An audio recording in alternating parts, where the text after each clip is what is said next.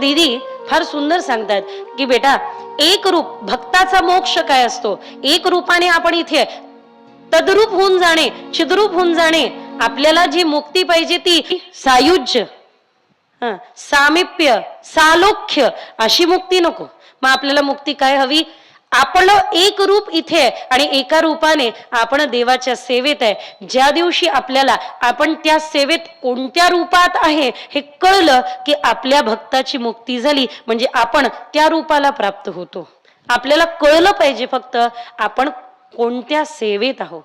म्हणून आमचे संत म्हणतात, बाबा तू देव मी भक्त ऐसे करी. ते सगळं माहिती आम्हाला की काय की अहम ब्रह्मास्मी वगैरे, पण आमचं पोट नाही भरत आहे. मग आमचं पोट कशाने भरणार आहे? सर्वं खलविदं ब्रह्म, हे सगळं माहिती आहे, पण आमचं पोट कशाने भरणार आहे? तू देव बनून राहा, आम्हाला भक्त बनून राहू दे. आमचं पोट याने भरणार आहे. तू देव मी भक्त ऐसे करी, ही उपासना संतांची.